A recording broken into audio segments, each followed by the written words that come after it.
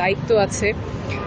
আজকে একটা পরিবারের সাথে যখন কথা হলো, ওনারা জানতেন না যিনি শহীদ হয়েছেন তিনি যাবেন ওখানে, উনি না বলেই গিয়েছেন। ওনার মেয়ে এসেছে, নাতনি এসেছে, ছেলে এসেছে, ওয়াইফ এসেছে।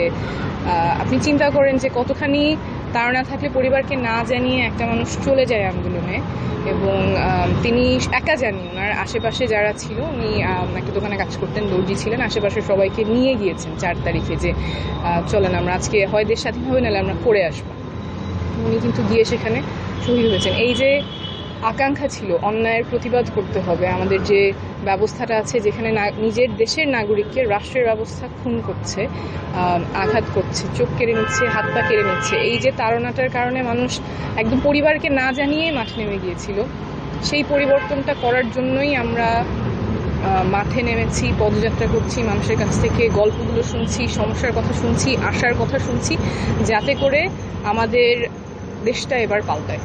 আসলে আপনি জানেন 64টা জেলায় যে জুলাই পদযাত্রা হচ্ছে, তার প্রেক্ষিতেই বগুড়ায় আমাদের 24-এর ঘোষক নাহিদ ইসলাম সহ এনসিপির কেন্দ্রীয় নেতারা এসেছে।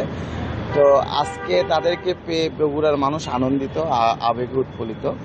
তো এনসিপি চায় বগুড়াতে যে 15 বছরের বৈষম্যটা ছিল, 15 বছর যে বগুড়ার মানুষ নির্যাতিত ছিল, পিছিয়ে পড়া ছিল, বা পুরো উত্তরবঙ্গ যে পিছিয়ে পড়া ছিল, এখান থেকে যেন উত্তরবঙ্গ এবং উত্তরবঙ্গের রাজধানী বগুড়া যেন ঘুরে দাঁড়ায়।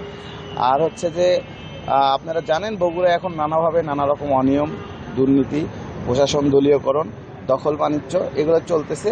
এনসিপি এই জিনিসগুলা থেকে বগুড়াকে মুক্ত করতে চায় এবং বগুড়ায় যেভাবে বগুড়ার মানুষকে আওয়ামী চরিত্রে যেভাবে লুটতারাজ, চাঁদাবাজি করা হচ্ছে, আমি আশা করি বগুড়ায় যদি এনসিপি খুব অ্যাক্টিভলি কাজ করে, আগামী নির্বাচনে এনসিপির বিপরীতে যে প্রার্থীগুলো দাঁড়াবে তাদের জামানত থাকবে না ইনশাল্লাহ।